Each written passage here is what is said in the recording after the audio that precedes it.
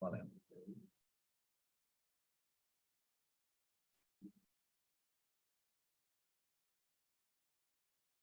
Bom dia, pessoal.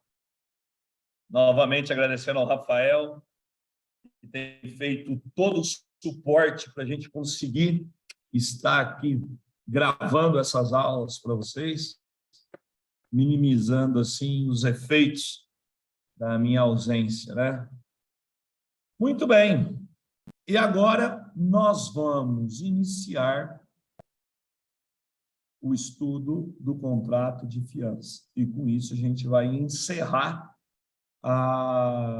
esse ciclo de 3 aulas gravadas que eu estou deixando para vocês e muito provavelmente também o encerramento da matéria do bimestre. Eu tratei aqui nessas aulas remotas com o empréstimo pelo comodato do mundo, estou falando aqui da fiança, e tivemos a nossa aula presencial, onde nós fizemos já aquela abordagem do contrato, que agora me foge aqui, que eu tenho que retomar para lembrar qual foi.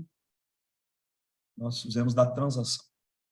E é provável, portanto, que serão esses os objetos de estudo para a prova de vocês, e também o material que eu pedi para entregar no dia da prova, complementando a nota da prova. Lembre-se, né? Não vou lembrar quais são os contratos, mas se alguém não participou daquela aula que eu tinha pedido, por favor, veja que os colegas que participaram vai ter que entregar esse trabalho disponibilizado no AVA até o dia da nossa prova, ok? Vamos falar do contrato de fiança. Legal quando a gente fala de fiança, a palavra que vem à mente, sem ser da área do direito, é a palavra de confiança. E assim, tem a ver esse radical, porque quando eu confio em alguém, eu, na verdade, estou atribuindo para essa pessoa algo que é muito particular para mim. Eu estou dividindo com ela o que eu tenho de mais íntimo, pessoal. Então, eu vou dizer algo para alguém e eu não digo para outro, porque eu tenho confiança dentro de mim, aquela pessoa tem características que merecem, da minha parte, respeitá-la a ponto de externar algo que é muito particular meu. E a fiança, como contrato, baseia-se, obviamente, na confiança. Por quê? Porque, através do contrato de fiança, alguém se responsabiliza pela obrigação do outro. E note, quem é que vai se responsabilizar por uma obrigação que não é própria? Quem é que vai, de qualquer modo, se responsabilizar por uma obrigação de outro, a não ser aquele em quem se confia? Né? Então, a ideia, ela está aí presente. Mas vamos lá. Nós temos a definição no artigo 818 do Código Civil, que prevê da seguinte maneira. Lá, 818. Pelo contrato de fiança, uma pessoa garante satisfazer ao credor de uma obrigação assumida pelo devedor, caso este não a cumpra. Bom, primeira coisa que nós temos para falar aqui da fiança é o seguinte: é uma garantia pessoal. No âmbito do direito, nós temos garantias reais e garantias pessoais. A garantia real é aquela que recai sobre um determinado bem. Então, quando você faz uma confissão de dívida num banco ou assume um financiamento no banco e dá em hipoteca o imóvel, é uma garantia real, porque você está dizendo que se você não pagar a conta, aquele imóvel vai pagar. Já aqui na fiança, a garantia é pessoal. Sou eu, fiador, que estou assegurando ao credor que, caso o devedor não cumpra com a obrigação, eu vou cumprir. Então, trata-se, obviamente, de uma garantia pessoal. É o fiador, com todos os seus bens, que responde pelo afiançado. Beleza? Beleza. Aí, tem uma série de características que nós podemos aqui estabelecer. Mas antes de eu falar das características, eu queria falar de uma coisa que, assim, é muito confundida, que é a situação do aval e do fiador. As pessoas tendem a confundir o aval com a fiança. Chamam de avalista e fiador como se tratassem de hipóteses idênticas, e não são. Se é dado ao leigo confundir fiador com avalista, e nós não podemos querer que uma pessoa que não é formada ou versada na ciência jurídica saiba distinguir uma da outra, o mesmo não vale para nós da área do direito, e principalmente para vocês que agora estão estudando. Fiador é uma coisa, avalista é outra. Obviamente, eles têm pontos de contato. Obviamente, tanto o fiador quanto o avalista são garantias pessoais. Eu posso avalizar alguém, eu posso ser fiador de alguém. E nisso, os dois institutos se assemelham. Como se assemelham também na questão da subrogação. Tanto o avalista quanto o fiador que pagam a dívida do avalizado ou do afiançado têm o direito de voltar-se contra eles para receber aquilo que pagaram no lugar do devedor principal. Artigo 831. Olha lá. O fiador que pagar integralmente a dívida fica subrogado nos direitos do credor, mas só poderá demandar a cada um dos outros fiadores pela respectiva cota.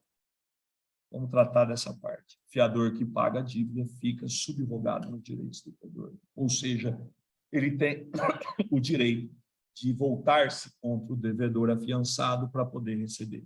E nisso há um ponto de contato entre o fiador e o avalista. Por quê? Porque o avalista que paga a dívida, ele também tem o direito de receber o avalizado, tem o direito de voltar-se. Uma outra situação que os assemelham é a necessidade da outorga uxória. Tanto a prestação de aval quanto a prestação de fiança exigem a concordância, a anuência do cônjuge, se o fiador ou o avalista forem casados. Isso está previsto lá no 1647 do Código Civil, inciso 3.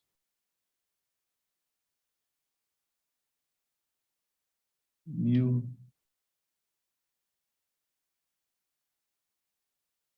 1647. Ressalvado o disposto no artigo 1648, nenhum dos cônjuges pode, sem autorização do outro, exceto no regime de separação absoluta, prestar fiança ou aval. Ou seja, o que nós temos com relação ao fiador e ao avalista que fazem com que a maioria das pessoas pensem tratar-se de situações idênticas, situações similares. Ambos garantem uma dívida que não é deles, no primeiro momento. Ambos se subrogam no crédito se efetuarem o pagamento no lugar do devedor que deveria ter pago, e ambos têm que ter autorização do cônjuge, se forem casados, para prestar a fiança ou aval. Essa é o que há de semelhança. Mas saiu daí, o que prolifera são as distinções. E a primeira distinção fundamental entre fiança e aval reside na natureza jurídica de cada um. Gente, aval é uma obrigação cambiária, exclusiva dos títulos cambiários. Fiança é uma obrigação contratual. Só ocorre nos contratos. Significa dizer que jamais vai haver um avalista no contrato. Só pode existir um fiador. Enquanto que o aval é exclusivo dos títulos cambiários. Lá no direito empresarial, vocês aprenderam que os títulos cambiários são o cheque, a letra de câmbio, a nota promissória, o warrant, o conhecimento de depósito, são todos títulos cambiariformes e que, portanto, autorizam a ocorrência do aval. O aval, portanto, é exclusivo dos títulos cambiários, enquanto que a fiança ela é de natureza contratual. Bom, essa é a primeira diferença. Mas a diferença principal no que diz respeito à discussão da responsabilidade de cada um está no sentido e na constatação de que o aval é ainda pior do que a fiança. Sabe por quê? Porque quando você assume uma condição de fiador, você assume um caráter acessório da obrigação. Você é o devedor acessório. Você está subsidiário ao devedor principal. De maneira que tudo o que ocorre e que era possível de ser alegado pelo devedor principal é extensivo ao fiador. O fiador pode alegar todas as defesas que pertencem ao afiançado. O avalista, não. O avalista, quando ele chamusca a sua assinatura num título cambiário, apesar de ele estar avalizando alguém, ele está, na verdade, assumindo uma obrigação pessoal e própria, independente do avalizado, significando dizer que as defesas que, eventualmente, o avalizado tenha para com o credor não são extensivas ao avalizado. Ele não poderá arguir uma defesa que seja própria do avalizado, porque não lhe diz respeito. O avalista assume uma obrigação distinta da do avalizado, onde ele simplesmente garante. Por aí se vê que a responsabilidade dele é pior, é mais acentuada, porque o fiador assume uma obrigação subsidiária e tudo que o afiançado pudesse alegar em sede de defesa, o fiador também pode. Olha lá.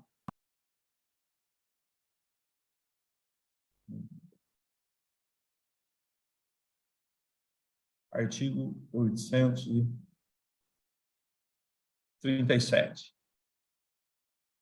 O fiador pode opor ao credor as exceções. Não se esqueçam que exceção aqui está com o sentido de defesa. As exceções que lhe forem pessoais, quer dizer, as defesas que lhe forem próprias e as extintivas da obrigação que competem ao devedor principal. Ou seja, ele tanto pode arguir o que lhe é particular, quanto pode arguir o que é também matéria de defesa do afiançado. Coisa que o avalista não pode. Nesse aspecto, a responsabilidade do avalista é ainda mais acentuada do que do fiador. Mas, ressalve-se, só pode ser ter aval em título cambiário, não pode ter aval em contrato. Tá? E ainda, o fiador pode alegar o chamado benefício de ordem. O que é o benefício de ordem?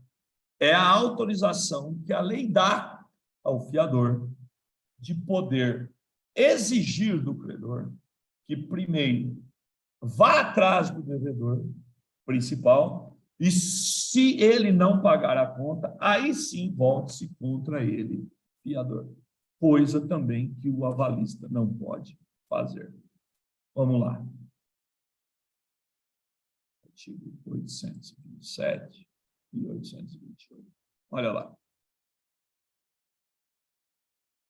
O fiador demandado pelo pagamento da dívida tem direito a exigir, até a contestação da lide,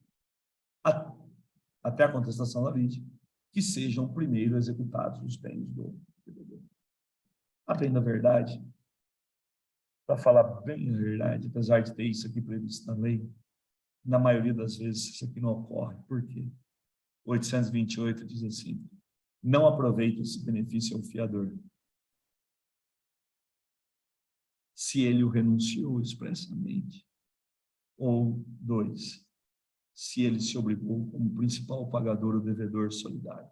Eu digo para vocês, todos os contratos que eu já vi, onde o sujeito pede uma fiança, ele exige que nesse contrato o fiador renuncie ao benefício de ordem, seja porque ele vai ter que responder conjuntamente com o devedor, ou coloca ele como devedor solidário, afastando assim, por via transversa, esse benefício de ordem. Mas pela lei tem essa previsão.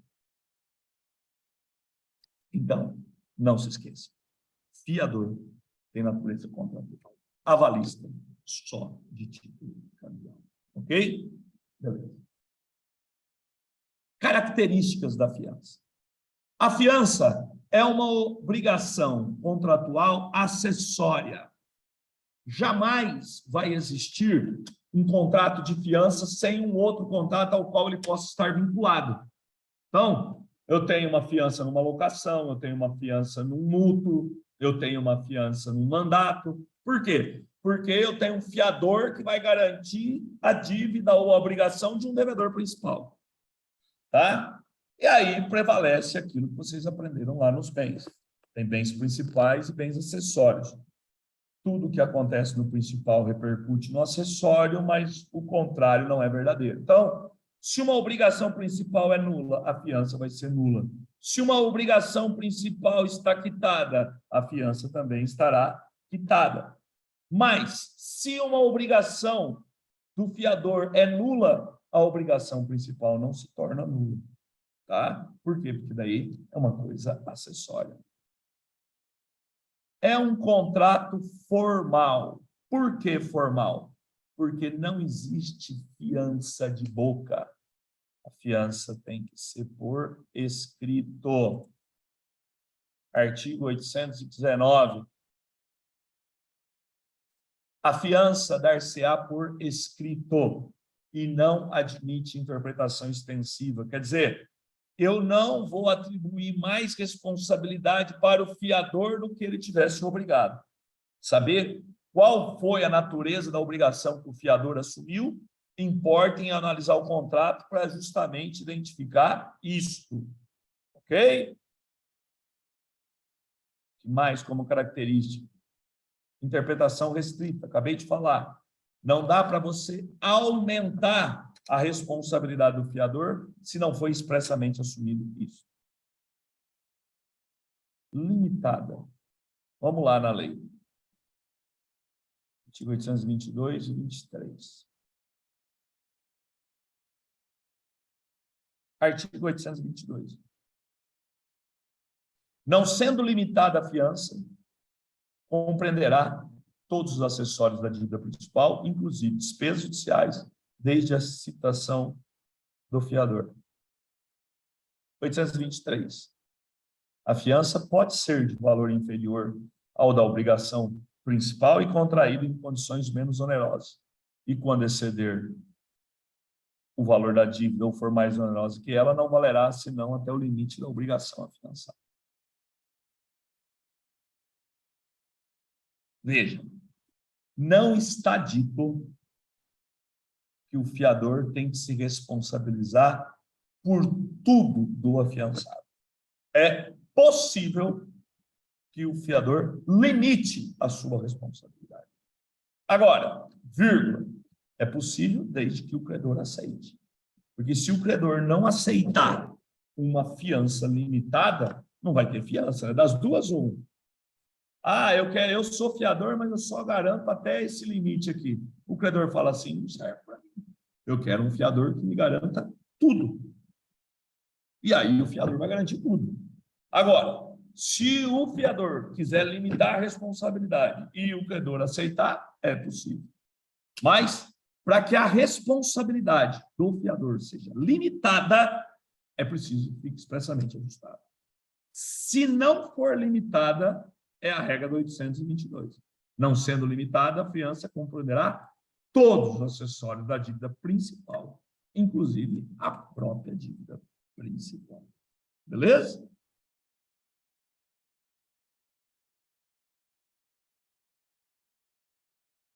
Conjunta. Se eu tenho mais de um fiador, eles são solidariamente garantidores ou cada um garante uma parte? Basta analisar o contrato para poder fazer a averiguação de como é que as partes contrataram. A regra é assim. Artigo 829. A fiança prestada conjuntamente a um só débito por mais de uma pessoa importa no compromisso de solidariedade entre elas, se declaradamente não se reservarem o benefício. Então, se eu tenho dois fiadores, a presunção legal é de que eles são solidários, ou seja, os dois fiadores estão garantindo toda a obrigação perante o credor do devedor. Não, mas nós queremos rachar. Eu garanto 50% e o outro garante 50%. É possível? É, desde que fique estipulado. Artigo 830. Cada fiador pode fixar no contrato a parte da dívida que toma sob sua responsabilidade, caso em que não será por mais obrigado. De novo, desde que o credor concorde. Porque se o credor não aceitar essa divisão de responsabilidade entre os fiadores, das duas, uma. Ou não vai haver a fiança, porque daí os fiadores falam, eu não vou assinar se for para garantir tudo, ou vão ter que se submeter à garantia solidária, porque prestaram uma fiança conjunta sem definir a divisão dessas obrigações. Beleza? Beleza. Mais características ainda da fiança. A fiança é gratuita ou onerosa? Depende. Via de regra, ela é gratuita, mas nada impede que ela seja onerosa. Na maioria das vezes, ela é gratuita. Mas eu, por exemplo, advogo para uma construtora que participa de licitações públicas. E, ao participar de licitações públicas, os entes públicos exigem dos licitantes que apresentem uma carta de fiança bancária sobre 5 valor do contrato. E aí, a construtora vai até os bancos para contratar essa carta de fiança. Os bancos analisam, tal, prestam a carta de fiança e cobram por isso. Ah, eu quero que você seja meu fiador lá na imobiliária, Marcione. Provavelmente você está pedindo para mim porque você confia em mim e tem uma relação de intimidade comigo. Mas eu não estaria cometendo uma aberração jurídica se eu falasse, não, tudo bem, eu posso ser teu fiador, mas você tem que acertar comigo alguma coisa. É perfeitamente possível, tá? Embora não seja usual. Efeitos da fiança.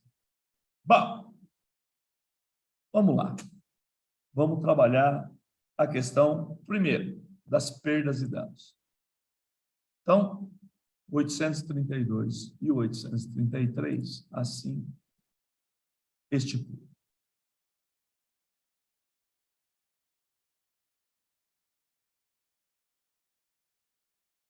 O devedor responde também perante o fiador por todas as perdas e danos que este pagar e pelos que sofrerem em razão da fiança. E o fiador tem direito aos juros do embolso pela taxa estipulada na obrigação principal e não havendo taxa convencionada, os juros legais da morte. É lógico, gente, que nós já falamos aqui lá no 830, que no 830 não, o fiador que paga, ele fica subrogado no crédito. O fiador que paga fica subrogado no crédito. Ou seja, ele pode cobrar do afiançado tudo que ele gastou. E aí vem 832 falando não só o que ele pagou, mas também todas as perdas e danos. Ele pagou o afiançado, pagou lá a dívida no cartório, pagou lá o fiador, mas depois ele teve que pagar, o fiador não, ele pagou o credor, ele pagou honorários de advogado, pagou custos de processo, pagou tudo isso entra na conta. Tudo. E de tudo isso que ele pagou, ele tem direito à correção monetária e juros. Por quê? Porque quem deveria ter pago era o afiançado. Se tivesse pago, ele não estava nessa situação que ele chegou. Ok? O que mais? A exoneração. A pergunta é, eu como fiador, eu posso simplesmente dizer que não quero mais ser fiador de alguém? Cansei de ser fiador. Eu quero sair dessa situação. Eu posso? Bom, pode. Pode, mas vírgula, né? Vamos entender. Seguinte.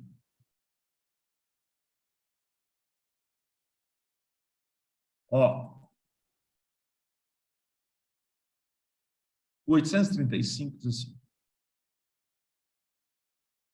O fiador poderá exonerar-se da fiança que tiver assinado sem limitação de tempo, sempre que lhe convier, ficando obrigado por todos os efeitos da fiança durante 60 dias após a notificação do devedor.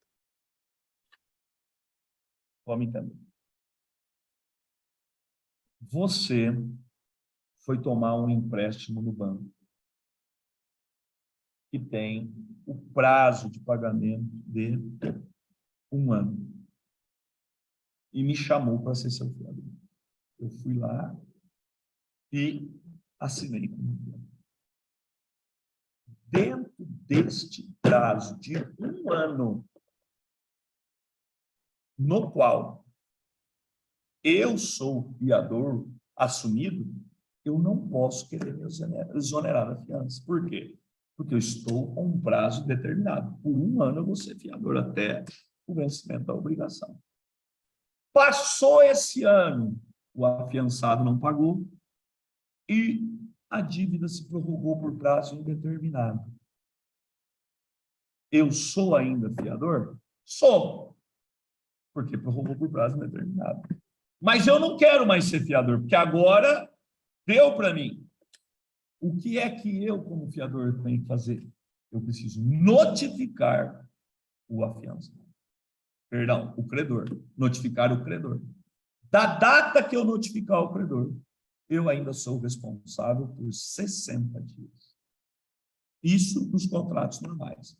Se for contrato de locação, eu ainda sou responsável por 120 dias, pelo o dobro.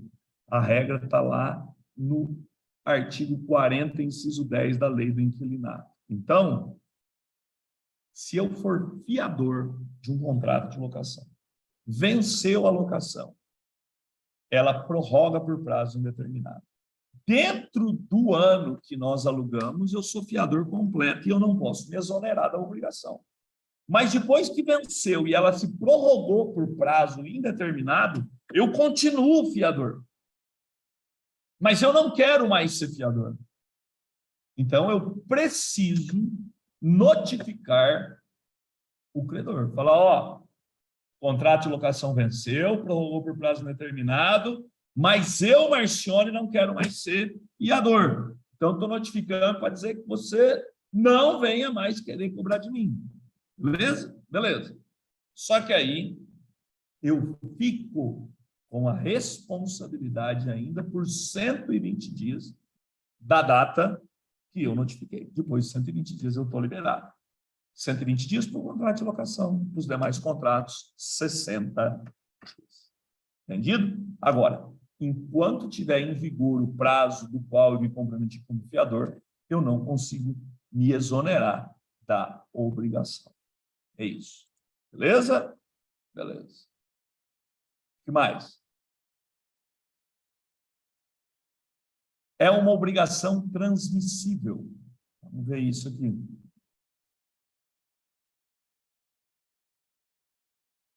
Artigo 836. A obrigação da fiança passa aos herdeiros, mas a responsabilidade da fiança se limita ao tempo decorrido até a morte do fiador e não pode ultrapassar as forças da herança. Então, morreu o fiador, os seus herdeiros são responsáveis, vírgula, são responsáveis pelos débitos que se constituíram até o momento da morte do fiador e só são responsáveis por aquilo que eles vierem receber do espólio. Se eles nada receberem do espólio, eles não têm responsabilidade nenhuma.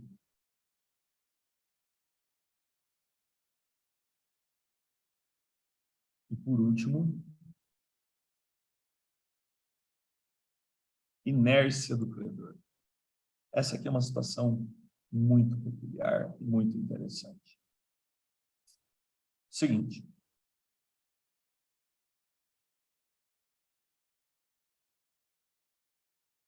O devedor deve. E o fiador está responsabilizando pelo devedor. O devedor está devendo e você, como fiador, está prestando atenção e vendo que o devedor está querendo dar o golpe, quer vazar, para não assumir responsabilidade nenhuma e o problema vai ficar com você. E você vai lá e comunica ao credor, ó, cuidado que o fulano vai dar problema. E ele não toma atitude. O que o 834 fala? Que quando o credor, sem justa causa, demorar a execução iniciada contra o devedor, poderá o fiador promover o mandamento. Ou seja, é dado ao fiador tomar as rédeas do processo para dar sequência, para constranger os bens do devedor principal, justamente para não ser responsabilizado. Tá? Da mesma maneira, 839. Se for invocado o benefício de discussão e o devedor, retardando-se a execução, cair em insolvência, ficará exonerado o fiador que o invocou, se provar que os bens por ele indicados eram, ao tempo da penhora, suficientes para a solução da dívida afiançada. O cara está lá, a garantia tem uma fiança minha e tem também o penhor agrícola de primeiro grau. O cara está colhendo. E eu estou falando de uma situação que foi do qual eu participei. O cara tinha tomado um empréstimo rural junto ao Banco do Brasil. E o Banco do Brasil exigiu garantia pignoratícia agrícola sobre o produto plantado, que era soja, e exigiu fiança do meu cliente. Meu cliente prestou fiança. Quando chegou na época da colheita, ele percebeu que o cara que ele tinha afiançado estava começando a promover o desvio da safra. Ora, aquela safra era justamente o que ia garantir o pagamento da dívida. E aí, o meu cliente foi lá e fez uma modificação. Ó, a dívida da qual eu sou fiador e que está garantida por penhor agrícola sobre a safra, está sendo colhida e está sendo desviada. Está encaminhando já. Pode tratar de tomar as providências necessárias para bloquear isso. Você é o credor. Se o cara está desviando a produção, você tem direito de executar, bloquear, arrestar, fazer o que for necessário. Notificamos. O Banco do Brasil não tomou providência. Depois, quando ele executou a dívida, obviamente ele executou o devedor, executou também o fiador. E aí, já não existia mais a garantia da safra. E veio em cima do fiador. E nós fizemos a defesa com base em 1839. Na época, eu te indiquei, mandei você tomar atitude. Você não tomou, o que tinha lá era suficiente. Não vem querer cobrar agora de mim. Tivemos ganho de causa, porque efetivamente foi demonstrado que o fiador agiu de boa fé, indicou para o credor, auxiliou o credor, determinou ao credor que tomasse as providências necessárias para que pudesse haver a satisfação do seu crédito. Ele não tomou providência e depois queria receber do fiador. O fiador se defendeu com sobras e foi exitoso. Beleza? Beleza. E, por último, para encerrar a matéria, a extinção da fiança.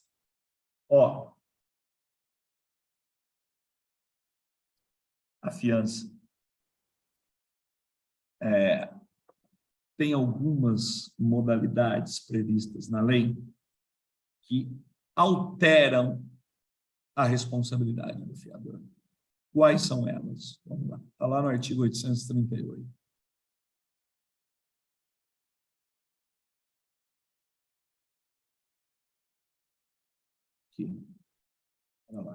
Aqui. Artigo 838.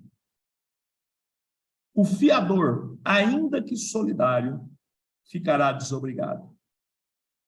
3 hipóteses em que o fiador ficará sem responsabilidade por conta de atitude do credor. Primeiro, se sem consentimento seu o credor conceder moratória ao devedor. O que é moratória? É um novo prazo, uma nova forma de pagamento. A dívida tinha vencimento no dia 30, dia 17 de outubro, dia que eu estou gravando a aula. E eu sou fiador dela. Aí, vence, o credor não toma a atitude para ir receber e concede mais 2 meses de pagamento para o devedor. Faz um novo ajuste. Não, pode me pagar dia 17 de dezembro, da qual eu, fiador, não participei e não garanti isso. Essa nova concessão de prazo para o devedor fazer o pagamento sem que o fiador participe, para ele é causa de exoneração da responsabilidade da fiança. O fiador, por conta disso, está liberado. Outra hipótese, inciso 3. Se o credor, em pagamento da dívida, aceitar amigavelmente do devedor objeto diverso do que este era obrigado a lhe dar, ainda que depois venha a perdê-lo por evicção. Tá bom. O devedor tem que pagar 50 mil reais e eu sou fiador dessa dívida. Vence a obrigação e o devedor propõe para o credor, ao invés do pagamento, a entrega de um carro. Eu não tenho 50 mil, mas eu tenho aqui um carro. Toma o carro para você e a dívida está obrigada. Dação em pagamento. O credor pega esse carro. Maravilha, liquidou a dívida. O fiador não anuiu nessa dação. Portanto, para ele, a obrigação está extinta. Mesmo que depois o credor venha a perder o carro. Perder por evicção. Não, o carro era roubado, o carro era chassi adulterado, era dublê. Problema do credor com o devedor. O fiador, por conta disso, está exonerado da obrigação. E, por último, também o fiador não será mais responsável se, por fato do credor, for impossível a subrogação dos seus direitos e preferências. Lembram-se que eu falei que quando o fiador paga a conta, ele se subroga no crédito. Lembram-se disso? Nós falamos da subrogação, está lá, ó, no artigo 831. O fiador que pagar integralmente a dívida fica subrogado nos direitos do credor, não só nos direitos, mas em todas as garantias que daí decorrem. Agora, se por fato do credor for impossível a subrogação nos seus direitos e preferências, ele também estará exonerado. É um pouco daquilo que eu falei agora há pouco para vocês, quando o fiador comunica o credor que está tendo desvio da safra lá, e aí, ao invés dele tomar uma atitude, ele não toma, e depois o devedor desvia, comercializa, e não tem mais aquela garantia. Se não fosse pela desídia do credor, aquela garantia estaria subsistente. Também por esse motivo, o fiador está exonerado da obrigação. Então, é isso, meus queridos. Nós temos, com isso, o encerramento do nosso conjunto de aulas remotas. Nós falamos aqui do empréstimo, na modalidade do comodato e também na modalidade do mútuo, e falamos sobre a fiança. A nossa prova vai versar sobre a transação, vai versar sobre o comodato, sobre o mútuo e sobre a fiança. Eu espero, na próxima aula presencial que nós tivermos, fazer uma revisão.